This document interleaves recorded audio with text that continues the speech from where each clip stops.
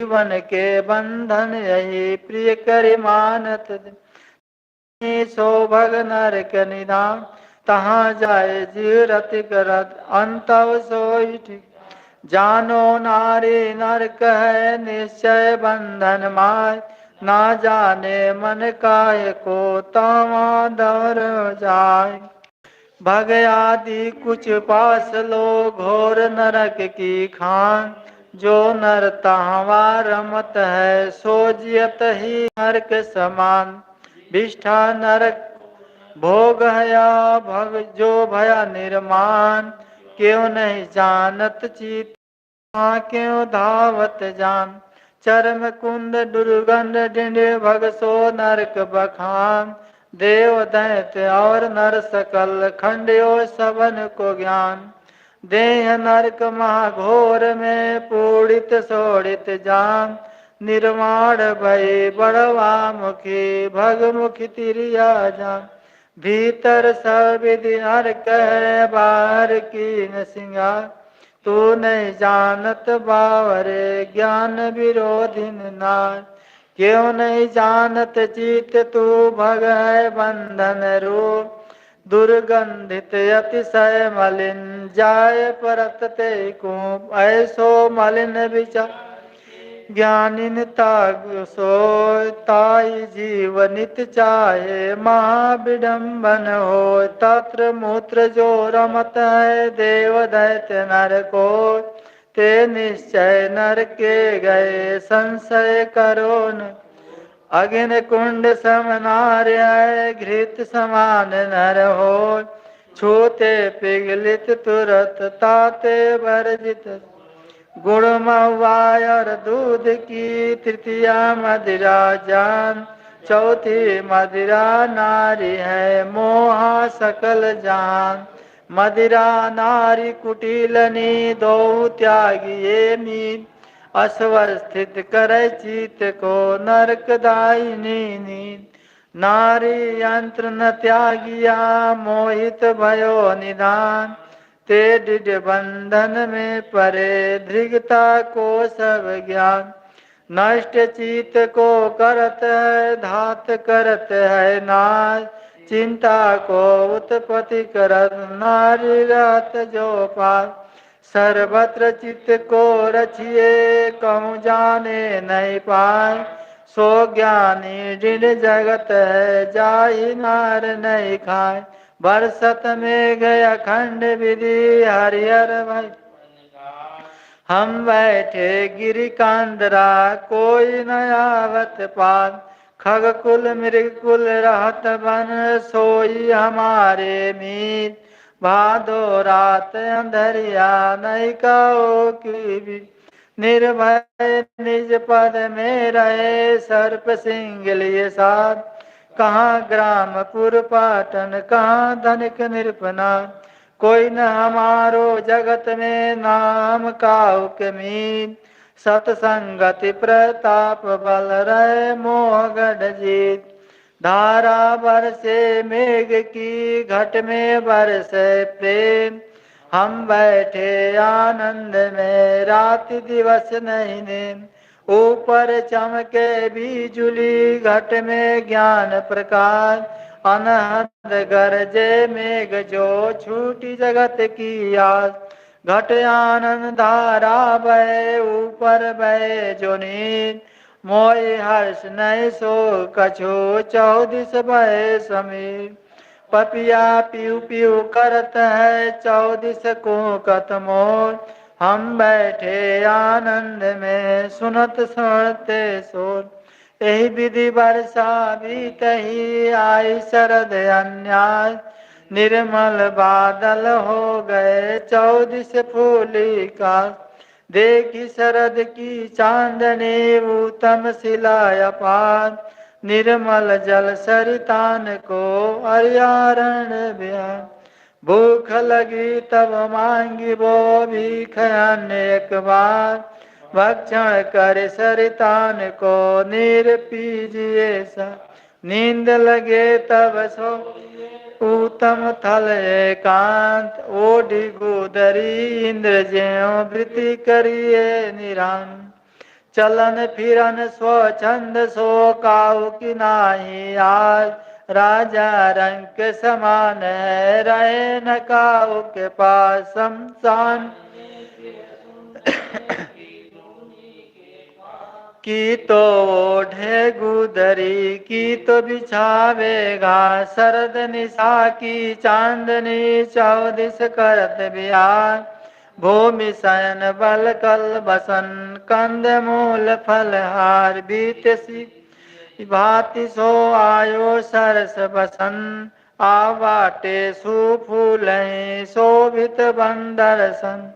शिला पलंग दसन करी पीकूब तड़ाग। शीतल छाया वृक्ष निर्विकल्प वैराग। फल पावत उत्तम सरस पियत शीतल नीर। गावत उत्तम गीत ता त्रिविध बात समीर। कहाँ मंदिर संपत्ति कहाँ त्रियन के भोग। ये सब छिन भंग है अचल समाधि। ना काहू सो मांगना ना काहू को देन। अनिच्छा जो कछु मल सो भोजन कर ले। जासु मोह सब जीव को डर उपजत है जान।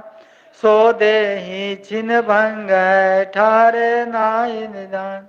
ना समान जो वस्तु है सो तो ठहरे नाम। तासो लोभन कीजिए यह निश्चय मन मन। अविनाशी चैतन्य जो सबको जानन हार। सो तो निश्चय धारि ले सुखमय अवनि विहार। सी प्रकाश ते सबको परखन हार। ना कहू सो काम है ताको समझ विचार। पूर्ण पगम अगाध को ताले नहीं कोई।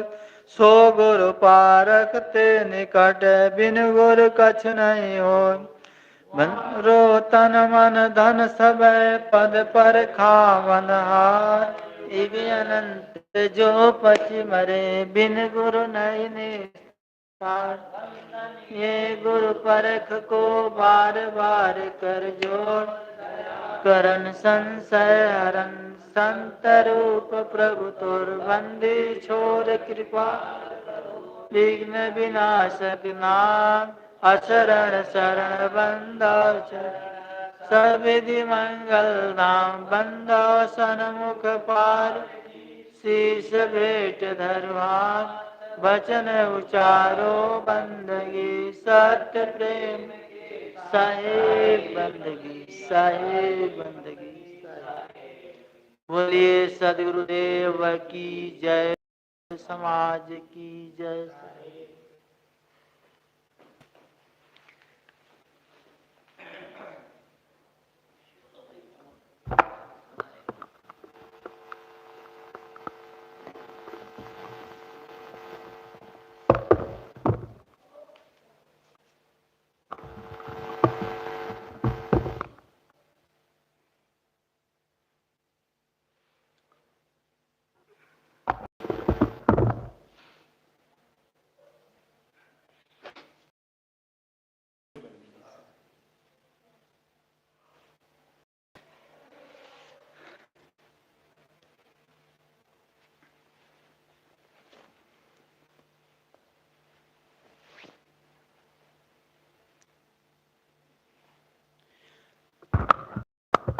नमो इष्ट साहेब गुरुवर कबीरम। सुपारख प्रकाशी परम देव धीरम। बोलिए सदगुरुदेव की जय। पूज्य साहेब जी, अर्चनीय वंदनीय संत समाज, एक भजन सदगुरु कबीर साहब के एक पद प्रस्तुत करने का प्रयास करता हूं। जग में गुरु समान नहीं दाता। जग में गुरु समान नहीं दाता। वस्तु अगोचर दई मेरे सतगुरु, वस्तु अगोचर दई मेरे सतगुरु, भली बताई बाटा जग में गुरु समान नहीं दाता। वस्तु अगोचर दई मेरे सतगुरु, भली बताई बाटा जग में गुरु समान नहीं दाता। कामरु क्रोध कैद कर राखे, कामरु क्रोध कैद कर राखे, लोभ को लीना ना था जग में गुरु समान नहीं दाता। जग में गुरु समान नहीं दाता। काल करे सो आज ही कर ले, काल करे सो आज ही कर ले, फिर ना मिलेगा ऐसा था जग में गुरु समान नहीं दाता। फिर न मिले साथा जग में गुरु समान नहीं दाता। 84 में जायन गिरो, 84 में जाय गिरोगे, भुगतो दिन और राता जग में गुरु समान नहीं दाता। जग में गुरु समान नहीं दाता। शब्द पुकार पुकार कहत है, शब्द पुकार पुकार कहत है, कर ले संतन साथा जग में गुरु समान नहीं दाता। जग में गुरु समान नहीं दाता। सुमिरण बंदगी कर साहेब की, सुमिरण बंदगी कर साहेब की, काल नवावे माथा जग में गुरु समान नहीं दाता। जग में गुरु समान नहीं दाता। पर्दा खोल मिलो सतगुरु से, पर्दा खोल मिलो सतगुरु से, उतरो भव जल साथा जग में गुरु समान नहीं दाता। जग में गुरु समान नहीं दाता। कहत कबीर सुनो भाई साधो, कहत कबीर सुनो भाई साधो, मिट जाए आता जाता जग में गुरु समान नहीं दाता। जग में गुरु समान नहीं दाता। वस्तु अगोचर दई मेरे सतगुरु, भली बताई बाटा जग में गुरु समान नहीं दाता। जग में गुरु समान नहीं दाता। बोलिए सद्गुरुदेव की जय, संत समाज की जय। साहिब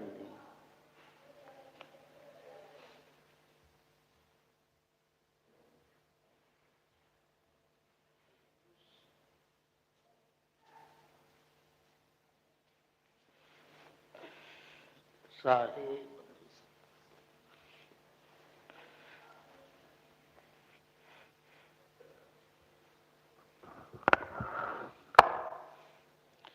बोलिए सद्गुरुदेव की जय, संत समाज की जय। परम पूज्य साहिब जी, अर्चनीय वंदनीय मूल मंगलमय संत समाज, आप सबके समक्ष सदगुरु कबीर साहब का एक छोटा पद, उसी पर कुछ विचार। सदगुरु कबीर साहब कहते हैं, भंवर उड़े बग बैठे आई, रैन गई दिवसों चल जाई, हलाल कांपे बाला जीव, ना जानो का करिहें पीव, काचे बासन टिके न पानी, उड़ गए हंस काया को मिलानी, काग उड़ावत भुजा पिरानी, कहाँ कबीर ये कथा सिरानी।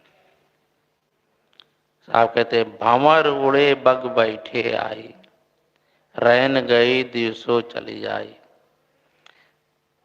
सदगुरु कबीर साहब कहते हैं, भंवरे उड़ गए, बगुले आकर बैठ गए। भंवरा और बगुला यहाँ पर रूपक है, मात्र है। भंवरा काला होता है, यानी कहने का तात्पर्य है काले बाल। बगुला यानी सफेद बाल, सफेद बाल वाले। बचपना से जवानी तक प्रायः सभी के बाल काले रहते हैं। इसके बाद कुछ बाल शौकीन लोगों के मूंछ दाढ़ी में जब सफेद हो जाते हैं तो वे उन्हें उखाड़ते हैं और अधिक सफेद हो गए तो उन्हें कैंची से काटते हैं। जब ज्यादा हो गया तो लोग औषध का प्रयोग करते हैं, जैसा कि आजकल दुकानों में लोग जाते हैं, बाल को काला करवाते हैं। इस प्रकार से साहब कहते हैं कि इस प्रकार से तुम अपने को चाहे जितना गढ़ो संवारो, लेकिन जो अवस्था का प्रवाह है, इसको कौन रोक सकता है? अवस्था के प्रवाह को कौन रोक सकता है? बचपना आएगी, फिर जवानी, जवानी से फिर बुढ़ापा। इस प्रकार से शरीर दिन दिन क्षीण होता है, क्षीण होता जाता है। और हम लोग अपने को अहंकार गांठते हैं कि अभी हम ये कर सकते हैं, वो कर सकते हैं। साहब कहते हैं, भंवर उड़े बग बैठे आई, रैन गई दिसो चली आई। ऐसा करते करते दिन बीतता है, फिर रात आती है, फिर दिन आता है। ये क्रम चलता रहता है। साहब आगे कहते हैं, भंवर उड़े बग बैठे आई, रैन गई दिवसों चल जाई, हलहल कांपे बाला जीव, ना जानो का करिहें पीऊ। हलहल कांपे बाला जीव, अबोधी आदमी थर थर कांपता है कि देव हमारी क्या स्थिति करेगा। लोग सोचते हैं कि हम जो पाप कर्म करते हैं, देव इसके बदले में क्या करेगा। कुछ लोग सोचते हैं कि हम मंदिर में जाकर लड्डू चढ़ा देंगे, पूजा अर्चना कर देंगे, हमारा पाप क्षम्य हो जाएगा। लेकिन ध्यान रहे, किसी का कोई पाप पूजा अर्चना करने से कम होने वाला नहीं है, समाप्त होने वाला नहीं है। हम पाप कर्म कर लिए हैं तो उसका परिणाम हमें भोगना ही पड़ेगा। हम सोचते हैं कि पूजा कर लेंगे, मंदिर में जाके अर्चना कर लेंगे, हमारा पाप क्षम्य हो जाएगा। लेकिन साहेब कहते हैं ऐसा कुछ होने वाला नहीं है।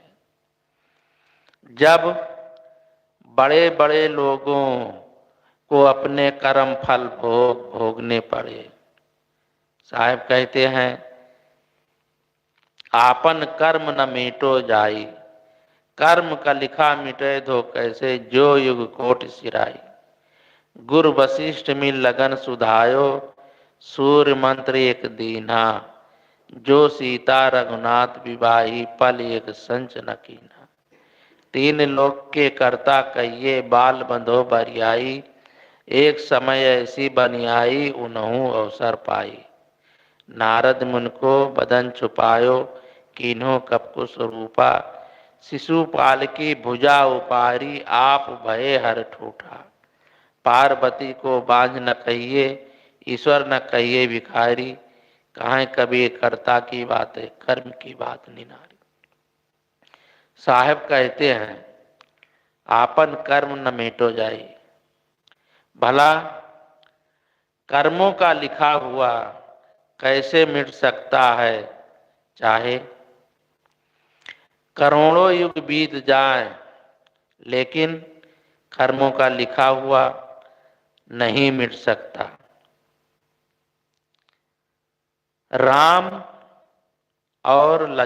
राम और सीता का विवाह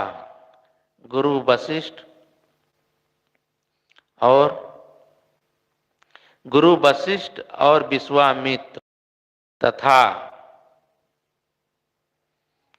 सतानंद तो है ना ने मिलकर लगन शोधा था। लेकिन जिस दिन से रामचंद्र जी और सीता जी का विवाह हुआ, दोनों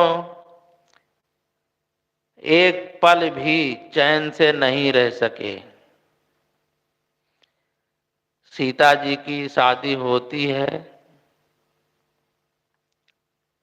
फिर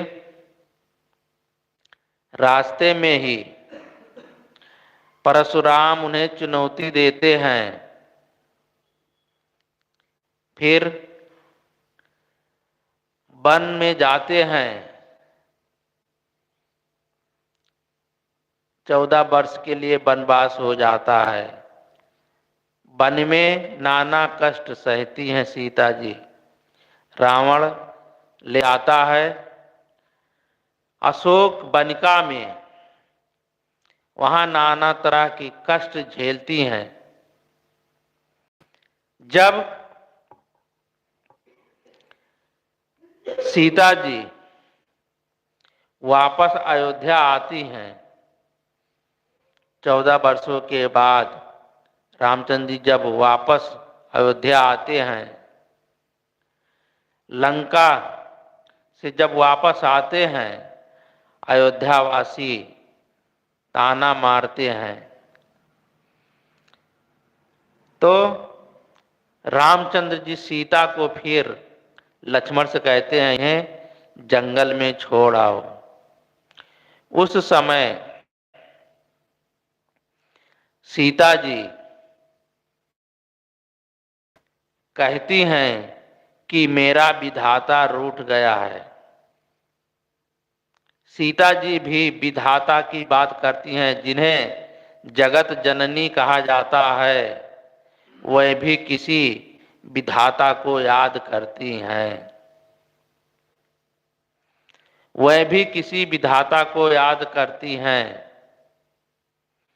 कि विधाता ने मुझे कौन सा कर्म कराया कि पेट भर दुख भोगना पड़ रहा है। इस प्रकार से देखा जाए तो राम और सीता के बीच में नाना प्रकार का कष्ट जीवन में झेलना पड़ा। तो साहब कहते हैं आपन कर्म न मेटो जाई, कर्म का लिखा मिटे तो कैसे, जो युग कोट से आई। गुरु वशिष्ठ मिल लगन सुधायो, सूर मंत्र एक दीना, जो सीता रघुनाथ विभाई, पल एक संज न कीना। गुरु वशिष्ठ जी ने रामचंद्र जी को सूर मंत्र की दीक्षा भी दी। इतनी सावधानी से इतने मूर्धंत विद्वानों ने राम और सीता का लगन शोधा, विवाह मुहूर्त देखा, लेकिन इतना कष्ट राम और सीता को झेलना पड़ा। साहब कहते हैं, गुरु वशिष्ठ मिल लगन सुधाय, सूर मंत्र एक दीना, जो सीता रघुनाथ विभाई, पल एक संज न कीना। तीन लोक के कर्ता कहिए, बाल बंधो बरियाई। रामचंद्र जी को तीनों लोक का मालिक कर्ता कहा जाता है, लेकिन बाली को उन्होंने छुप करके पेड़ की आड़ से बाण मारते हैं। क्यों? क्योंकि बाली और सुग्रीव की शरीर की बन एक जैसी थी। वह जिन्हें हम तीनों लोक का कर्ता कहते हैं, भगवान राम मानते हैं, वह पहचान नहीं पाते हैं कि कौन बाली है और कौन सुग्रीव है। दोनों का चेहरा एक जैसे, वो समझ नहीं पाते।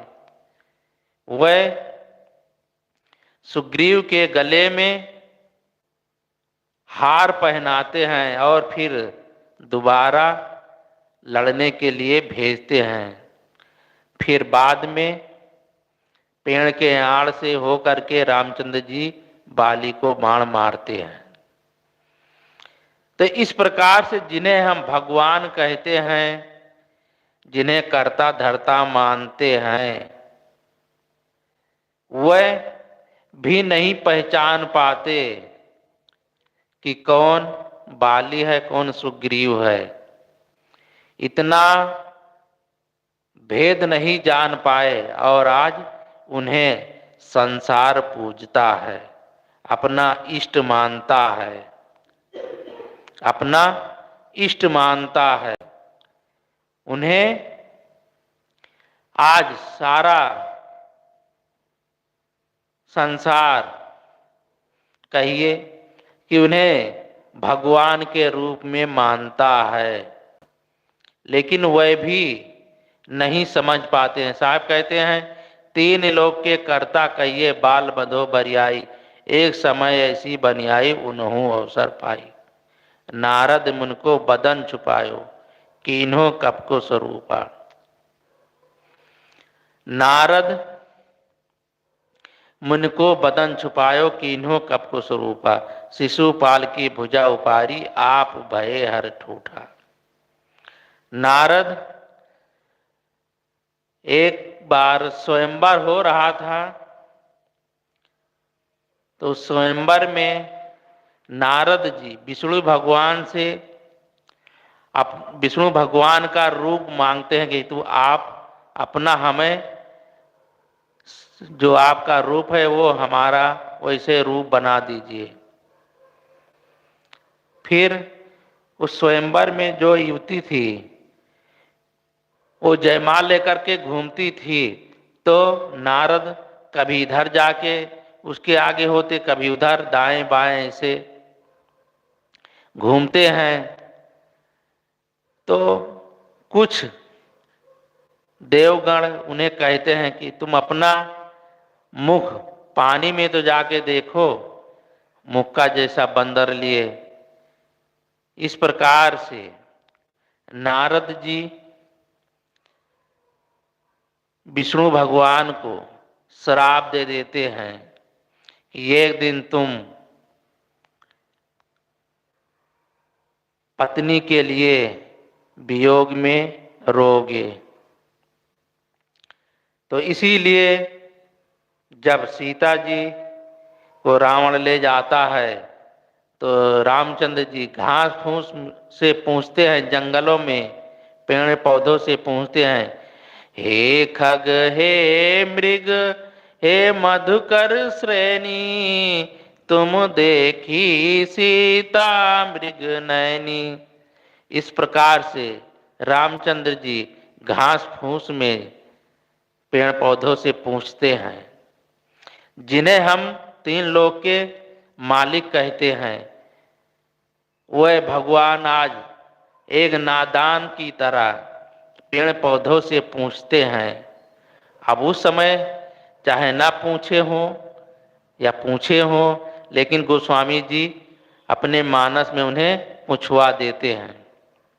तो इस प्रकार से जिन्हें हम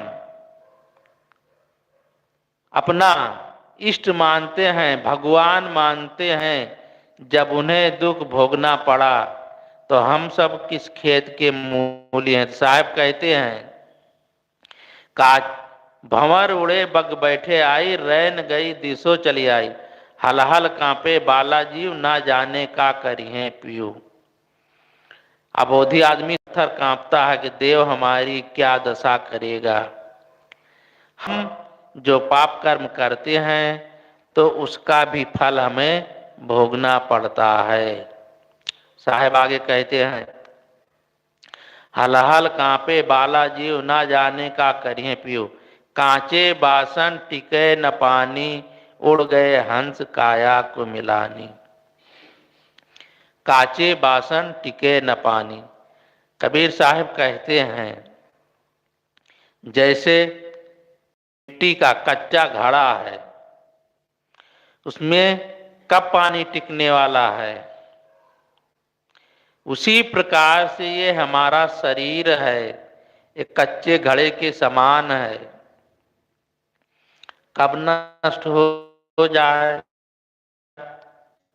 कब विनष्ट जाए, इसका कोई ठिकाना नहीं है।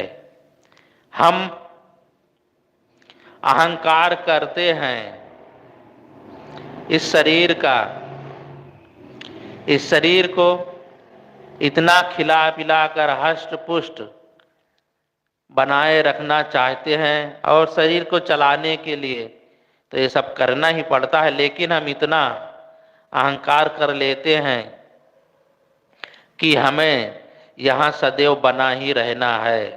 लेकिन साहब कहते हैं कि कांचे बासन टिके न पानी, उड़ गए हंस काया को मिलानी। ये शरीर कब विनष्ट जाए, कब नष्ट हो जाए, इसका कोई भरोसा नहीं है। क्षण पल में जब मां के गर्भ में ही बच्चे का शरीर छूट जाता है, क्या मौत यही कहती है कि मैं बुढ़ापे में आऊंगी? ऐसा नहीं।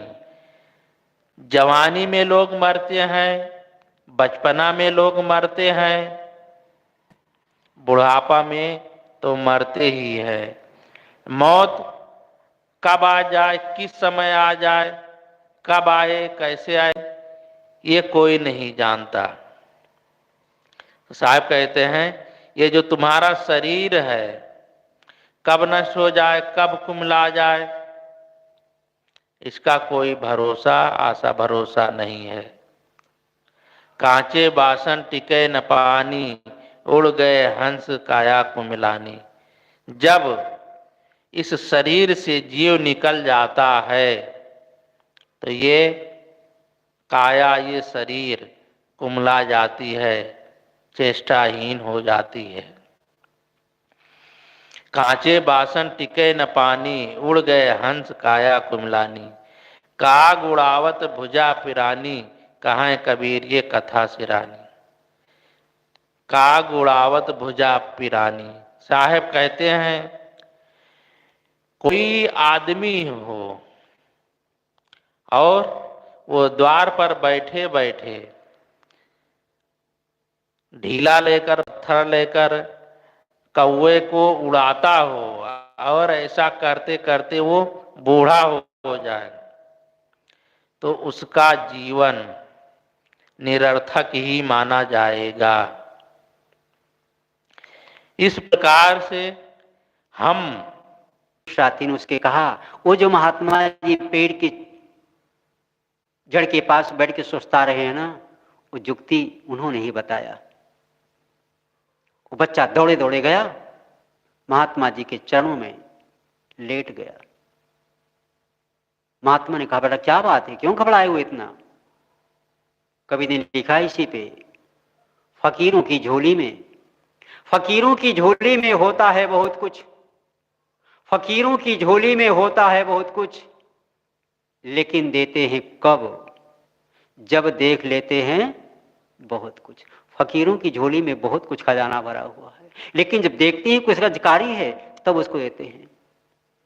गोस्वामी जी ने कहा, गूढ़ तत्व साधु दुरावें, आरत अधिकारी जब पावें। जो गूढ़ तत्व है, जो रसात्मक तत्व है, जब उसके अधिकारी को समझते हैं, पात्र को समझते हैं कि उसका जिज्ञासु उसका पात्र अधिकारी है, तब उसको बताते हैं। महात्मा ने सोचा, ये बच्चा समझदार है, समझने लायक है। महात्मा ने कहा, बेटा तुम शरीर तो नहीं हो ना, सिर नहीं हो, हाथ नहीं हो। कहा महाराज, ग्रंथों का अध्ययन करते करते आप जैसे संतों से सुनते सुनते बोध हो गया है, मैं शरीर नहीं हूं, मैं हाथ नहीं हूं, मैं सिर नहीं हूं, पांव नहीं हूं, पेट नहीं हूं। लेकिन महाराज जब मैं ये सब नहीं हूं तो कष्ट मेरे क्यों होता है? कष्ट तो मेरे को होता है, क्यों होता है? महात्मा जी ने कहा, बेटा कपड़ा जब फट जाता है, कष्ट कपड़े को होता है कि तुम्हें होता है? कहा मेरे को होता है। कहा क्यों, क्या तुम कपड़े हो क्या? कहा नहीं, कपड़ा मेरा है, इसलिए कष्ट मेरे को होता है। कहा जब साइकिल से जाते हो, साइकिल पंचर हो गई, बिगड़ गई, किसको कष्ट होता है? साइकिल को होता है? कहा नहीं नहीं नहीं, साइकिल नहीं होता, मेरे को कष्ट होता है। कहा क्यों? कहा साइकिल मेरी है, गाड़ी बिगड़ गई, कष्ट हमको होता है, क्योंकि गाड़ी मेरी है। साइकिल जड़ है, गाड़ी जड़ है, कपड़ा जड़ है, जड़ को कष्ट नहीं होता, चेतन को कष्ट होता है। मकान में रहने वाला मकान से अलग है, मकान जब गिरता है, टूटता है, कष्ट होता है। क्या मकान को होता है? नहीं। मकान में सुविधा होती है, इसलिए हमें कष्ट होता है। आज तक मकान ने दावा नहीं किया कि इसमें रहने वाला मेरा है, क्योंकि मकान जड़ है। और मकान में रहने वाला दावा करता है कि ये मकान मेरा है, कि रहने वाला चेतन है। मकान को जब बेच देते हैं, चाहे मकान गिरे, चाहे टूटे, चाहे फूटे, कोई कष्ट नहीं होता, क्योंकि अब मेरा नहीं है। जहां पे संबंध है, जहां हमारी मान्यता है, जहां अपना मान बैठे हैं, वहीं पे कष्ट होता है। मोह सकल व्याधिर कर मूला, मोह सकल व्याधिन कर मूला, तेहि ते दुख उपजे बहुसूला। मोह निशा सब सोमन हारा, देखई स्वप्न अनेक प्रकारा। गोस्वामी जी ने कहा, मोह सबकी जड़ है, दुखों की जड़ यही मोह। गोस्वामी किसी ने पूछा, महाराज कैसे जाने की जीव जाग गया है ये? कहां? इसका भी प्रमाण है। कब? जानिए तब ही जीव जब जागा। कब जागा? जब सब विषय विलास विरागा, जब सारे विषयों से विराग हो गया, अनासक्त हो गया, तब जागा। गुरु कबीर कहते हैं, कहाँ ही कबीर ते उबरे, जाहिन मोह समाए। इस मोह से वही छूटेगा, वही उबरेगा जिसमें मोह न समाया हो, जो मोह से ऊपर उठ गया हो। माया मोह सकल संसारा, यही विचार न काहु विचारा। माया मोह कठिन है फंदा, करी विवेक सोई जन बंदा। जो विवेकवान होता है वही हर्ष और शोक से ऊपर उठ जाता है, मोह के बंधनों से ऊपर उठ जाता है। जो जहां तक हमारा शरीर का संबंध है, संबंध में कष्ट है, और जो संबंध हट गया तो छूट गया तो कोई संबंध नहीं, कोई कष्ट नहीं। शरीर छूटने के पश्चात आदमी इसको जला देता है, फूंक देता है, गाड़ देता है। कोई कष्ट होता है? नहीं होता। लेकिन जीते जी कष्ट होता है। हमारे भारतीय परंपरा में कहते हैं, जब जीवात्मा शरीर से निकल जाता है तब राम नाम सत्य है, हरि का नाम सत्य है, गोपाल नाम सत्य है। सत्य बोलो मुक्त है। कब तक? जब तक मुर्दा हत है। यही सत्य है। जब निकल गया तो तब सत्य, तब उसको याद कराते यही सत्य था। अगर शरीर सत्य था, शरीर तो वही है। भगवान राम ने जब बाली को मारा था, तारा रोती हुई जाती है, बिलक रही है, छपटा रही, रो रही है। भगवान राम ने कहा, तारा तू क्यों रो रही हो? कहा, आपने मेरे पति को मार डाला। कहा, तुम किसको मानती हो? अगर शरीर को मानती हो, तेरा पति तेरे सामने लेटा हुआ है, बुलाओ अपने पति को, ले जाओ। क्यों रो रही हो? चित जल पावक गगन समीरा, पंच रचित यह अधम शरीरा। प्रगट सो तन तव आगे सोवा, जीव नित्य तुम कहीं लग रोवा। शरीर मिट्टी पानी आग हवा इत्यादि से बना हुआ, तुम्हारे सामने लेटा हुआ है। लेकिन इसमें जो चेतना है, जो जीव है, वो नित्य है, उसका कभी नाश नहीं होता। वह किसी का पति नहीं है, किसी की पत्नी नहीं है, किसी का गुरु भी नहीं है और किसी का चेला भी नहीं है। नहीं गाहक नहीं साईं, इसका कोई खरीदार भी नहीं, कोई इसका गाहक नहीं है। क्यों रो रही हो? ये जीव नित्य है। जब तक जीव है, शरीर में चेतना की उपस्थिति का नाम जीवन है और अनुपस्थिति का नाम मृत्यु है। जब तक शरीर में चेतना है तब तक सारा काम हो रहा है। मैं और मेरा, मैं अलग है, मेरा जो कुछ माने है मेरा है, मेरा कभी मैं नहीं हो सकता, मैं कभी मेरा नहीं हो सकता। संस्कृत में दो शब्द होते हैं, मम और अहम। अहम नाम मैं, मम नाम मेरा। जैसे मकान मेरा है लेकिन मैं मकान नहीं हूं। माइक से बोल रहा हूं, मैं माइक नहीं हूं। आंख से देखता हूं, मैं आंख नहीं हूं। मैं अलग है। ये शरीर हमारा साधन है, आंख एक साधन है। जब तक हमारा इसे संबंध है, साधन का उपयोग करते हैं, और जब चेतना चली गई तो साधन अपनी जगह पर है, उसका कोई उपयोग करने वाला नहीं है। तो गुरुदेव ने कहा, बेटा तुम शरीर नहीं हो, शरीर तुम्हारा साधन है। जब तक शरीर से तुम्हारा संबंध है, संबंध के नाते तुम्हें कष्ट होता है, और जिस दिन तुम्हारा संबंध छूट जाता है उस दिन कोई भी कष्ट नहीं होता। तुम शरीर नहीं हो। शरीर जड़ है, तुम चेतन हो। वासना के वशीभूत हो करके बारंबार शरीर को धरते और छोड़ते हो। जिस दिन वासना दग्ध हो जाएगी, जड़ अपने में रह जाएगा, चेतन अपने में रह जाएगा। दोनों का विच्छेद हो जाना ही भक्ति है, यही साधना है, यही भक्त साधन है।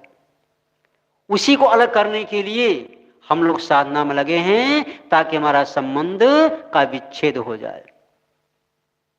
जब संबंध का विच्छेद हो गया तो जड़ अपने आप में है, चेतन अपने आप में है। जड़ भी अपने में सत्य है, चेतन भी अपने में सत्य है। दोनों के संबंध जब तक संयोग है, संबंध के नाते में कष्ट होता है, और जब संबंध का वियोग हो गया तो कोई कष्ट नहीं होता। बस इन शब्दों के साथ वाणी का विराम। बोलिए सद्गुरुदेव की जय साहिब।